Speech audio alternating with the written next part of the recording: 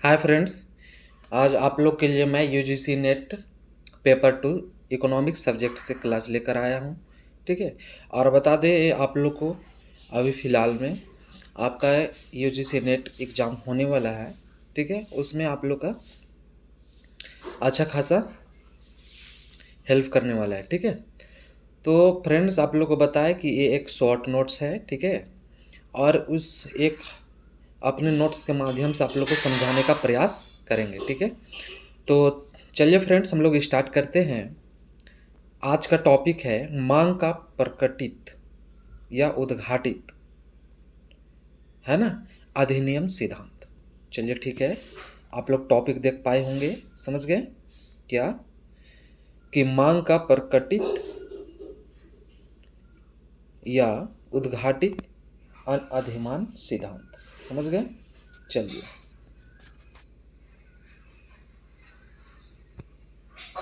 ठीक है, तो देखिए प्रोफेसर सैमुअल्सन का प्रकटित, ठीक है, अधिमान सिद्धांत। अधिमान सिद्धांत व्यवहारवादी, ठीक है, क्या कह रहा है, व्यवहारवादी क्रम संख्यात्मक विश्लेषण है। क्या है? क्रम संख्यात्मक विश्लेषण है जो हिग्स तथा एलन के अंतर्दर्शी क्रम संख्या, ठीक है, विश्लेषण से अलग है, भिन्न है। समझ गए। यह तर्कसंगत मांग के सिद्धांत का तीसरा मूल है। अगर देखा जाए कि मांग का सिद्धांत का कौन सा मूल है, आपका तीसरा मूल की बात करता है। देखिए इसमें होता क्या है कि चुनाव अधिमान को प्रकट करता है। कहता क्या है कि चुनाव जो है अधिमान को प्रकट करता है। और वो कैसे, सो देखिए। कहता है प्रोफेसर सैमुअल्सन का मांग सिद्धांत प्रकटित अधिमान उपकल्पना पर आधारित है, जो यह बताता है कि चुनाव अनधिमान को प्रकट करता है। और इस विचार को दृष्टिगोचर ध्यान देते हुए, रखते हुए, ठीक है, एक उपभोक्ता दो वस्तु के एक संयोग को इसलिए खरीदेगा कि वह इसको किसी अन्य संयोग की अपेक्षा अधिक पसंद करता है या यह दूसरे की अपेक्षा सस्ता है। ठीक है, क्या है? सस्ता है। अब इसमें आप लोग को बता दें कि ये जैसे रेखा है, ठीक है, इसमें एलएम रेखा बताया गया है, ठीक है, और अलग अलग इसमें बिंदु प्राप्त है। इस रेखा में आप लोग को दो बिंदु प्राप्त है और उसका उस रेखा के अंदर और बाहर आप देख सकते हैं। अब देखिए आप लोग बता दें मांग प्रमेय या आधारभूत प्रमेय। ठीक है, कहता है कोई वस्तु साधारण या मिश्रित, कोई वस्तु साधारण या मिश्रित जिसकी मांग केवल मौद्रिक आय में वृद्धि होने पर बढ़ती है, निश्चित ही उसकी मांग घट जाती है जब केवल उसकी कीमत में वृद्धि होती है। ठीक है, इसका अर्थ ये होता है कि जब मांग की आय लोच धनात्मक हो तो मांग की कीमत लोच ऋणात्मक होती है। और इसे एक वस्तु की कीमत में वृद्धि और कमी दोनों से दर्शाया जा सकता है। ठीक है, क्या है? वृद्धि या कमी से, दोनों से दर्शाया जा सकता है। अब देखिए क्या कहता है, मांग और मांग की लोच के सिद्धांत। ठीक है, मांग और मांग की लोच की सिद्धांत फर्गुसन के शब्दों में, फर्गुसन के शब्दों में क्या कहता है कि मांग एक वस्तु की मात्राओं को बतलाती है जो उपभोक्ता अन्य बातें समान रहने पर समय की एक निश्चित अवधि में, ठीक है, प्रत्येक संभव कीमत पर खरीदने के योग्य तथा इच्छुक होते हैं। नोट में बताया जाता है कि मांग तथा मांगी गई मात्रा में अंतर की बात की जाए तो देखिए कहता है कि मांग से अभिप्राय एक उपभोक्ता द्वारा अपने दिमाग में बनाई गई उस मांग तालिका से है जिससे प्रकट होता है कि वह किसी वस्तु की संभव कीमतों पर कितनी मात्रा खरीदना चाहता है। और इसके विपरीत मांगे गई मात्रा से अभिप्राय किसी वस्तु की उस निश्चित मात्रा से है जिसे उपभोक्ता एक निश्चित कीमत पर खरीदने का इच्छुक है। समझ गए। अब इसमें आप देख सकते हैं कि मांग वक्र है ना, ऋणात्मक ढाल वाला दर्शाया गया इस फिगर में। समझ गए। इस फिगर में के डी आपका डिमांड कर्व है। समझ गए। चलिए अब आगे हम आप लोग को ले चलते हैं। सामान्यतः किसी भी वस्तु की मांग उसकी कीमत द्वारा निर्धारित होती है। समझ गए। किसी भी वस्तु की मांग की बात की जाए तो उसकी आपका बता दें कि कीमत द्वारा निर्धारित होता है, और ये दोनों के बीच आपका ऋणात्मक संबंध होता है। समझ गए। ऋणात्मक संबंध पाया जाता है, इसमें फिगर भी बतलाया गया है। अब देखिए प्रतिस्थापन वस्तु में देखते हैं।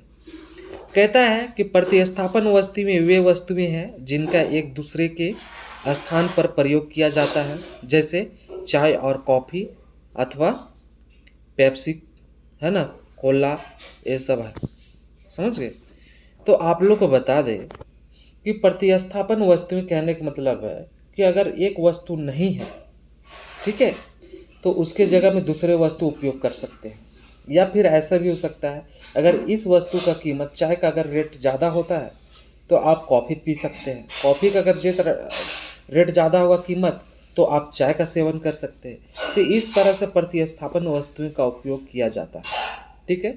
अन्य शब्दों में कहें तो प्रतिस्थापन वस्तुओं के मामले में एक वस्तु की, ठीक है, क्या है, एक वस्तु की मांगी गई मात्रा का दूसरी अर्थात प्रतिस्थापन वस्तु की कीमत से प्रत्यक्ष संबंध है।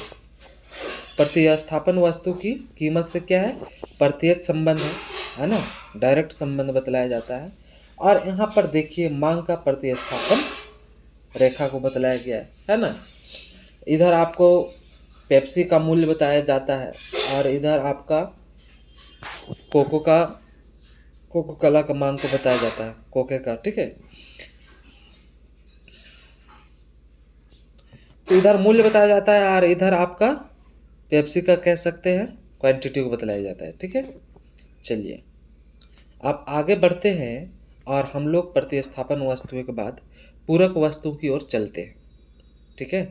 तो पूरक वस्तुएं वे वस्तुएं हैं जिनका प्रयोग एक साथ किया जाता है। ठीक है। पूरक वस्तुएं वैसे वस्तुएं को कहते हैं जिसका साथ है ना, जिसका प्रयोग एक साथ करते हैं, जिनकी उपयोगिता एक दूसरे पर निर्भर करती है। क्या कहता है, जिनकी उपयोगिता एक दूसरे पर निर्भर करती है, जैसे कार और पेट्रोल, ठीक है, तथा पेन और स्याही।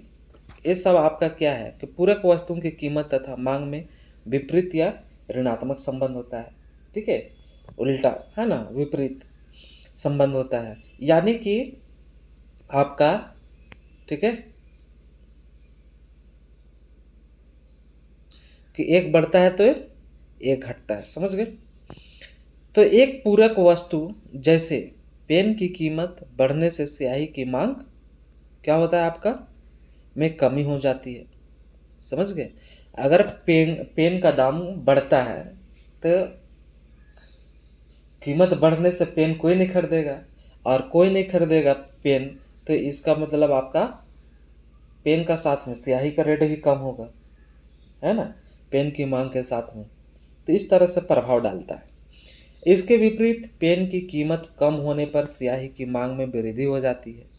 समझ गए। जस्ट उल्टा भी है कि अगर आपका पेन की कीमत में, है ना, अगर पेन की मांग में अगर वृद्धि होता है तो फिर आपका स्याही की मांग में उसका कीमत में वृद्धि होता है। समझ गए। और वही पेन का कीमत कम होने से उसका मांग वृद्धि होता है तो फिर आपका स्याही की मांग में भी वृद्धि होता है। तो इस तरह से होता है। ठीक है। और उस पेन और स्याही को, ठीक है, इंक को आपको इस फिगर में समझाया गया है, इसको समझें। ठीक है। ये आपका पूरक वस्तु की फिगर है। नोट कहता है कि प्रतिस्थापन वस्तुओं के मामले में मांग वक्र का ढाल क्या होता है, धनात्मक होता है।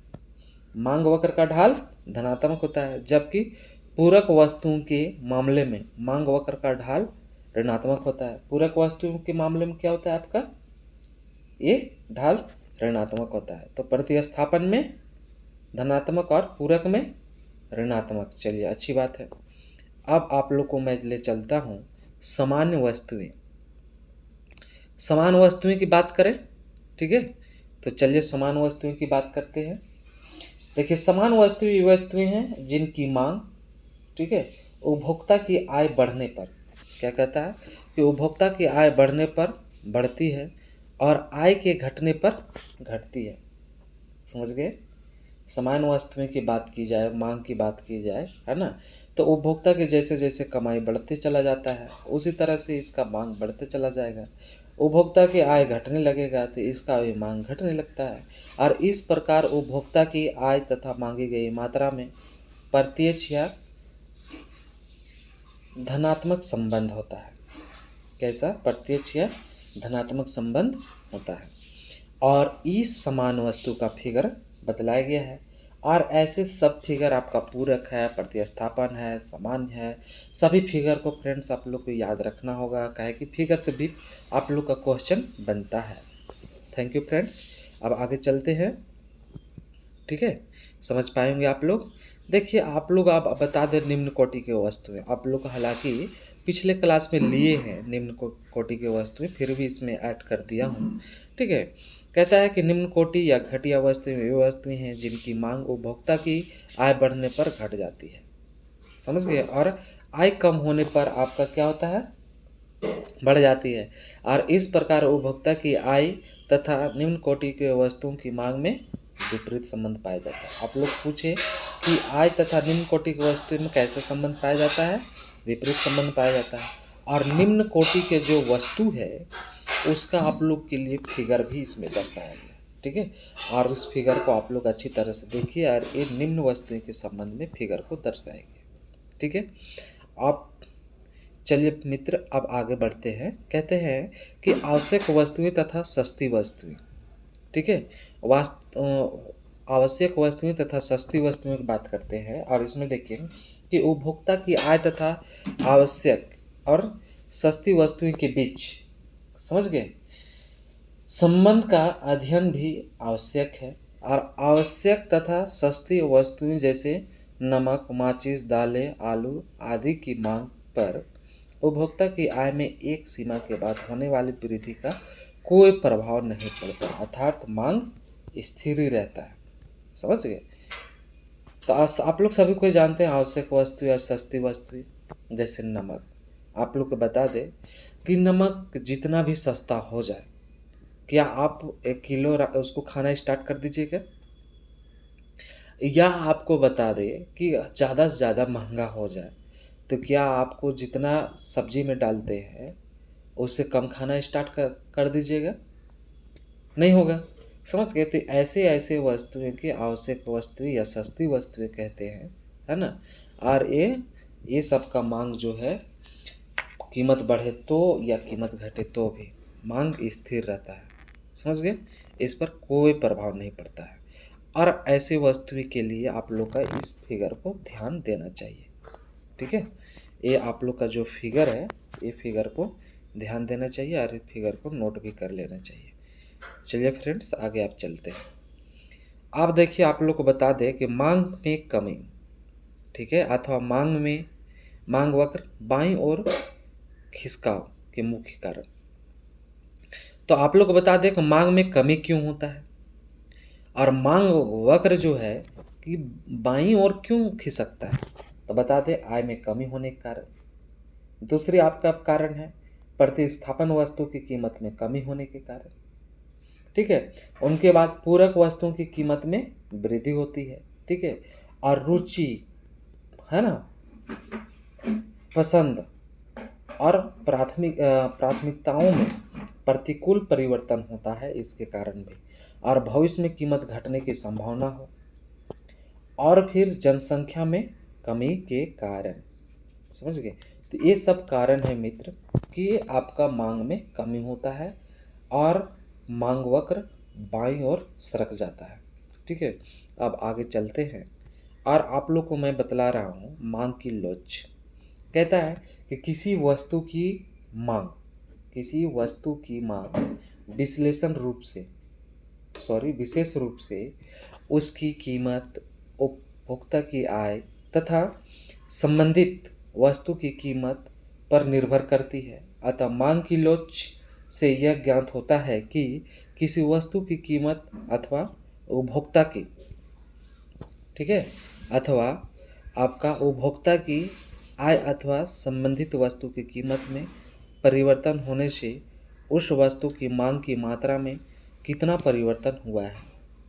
डुल्ली के शब्दों में, एक वस्तु की कीमत उपभोक्ता की आय तथा संबंधित वस्तु की कीमत में परिवर्तन होने से उस वस्तु की मांगी गई मात्रा में होने वाले परिवर्तन के माप को मांग की लोच कहा जाएगा।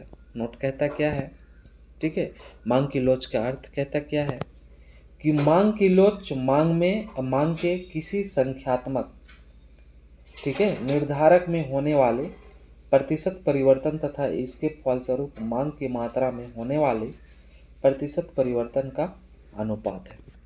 समझ गए। अतः मांग की लोच मुख्य रूप से 3 प्रकार की हो जाती है, ठीक है। पहला क्या है, मांग की कीमत लोच। दूसरा क्या है, मांग की लोच। तीसरा क्या है, मांग की आड़ी लोच, ठीक है।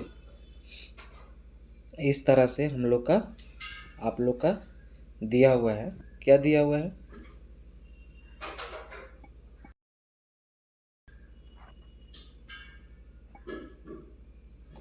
आप लोग के यहाँ पर दिया है, ठीक है।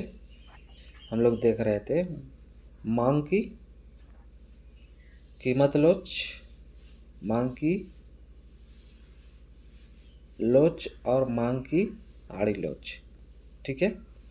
तो ठीक है फ्रेंड्स, अगले क्लास में हम लोग इस पार्ट को देखेंगे कि मांग की आपका जो है 3 प्रकार है मांग की लोच के मुख्य रूप से, और अगले क्लास में स्टार्ट करेंगे। Thank you friends. अच्छा लगे तो लाइक कीजिए, कमेंट कीजिए, प्लस में अधिक से अधिक मित्रों के पास इसे शेयर भी कीजिए। Thank you friends.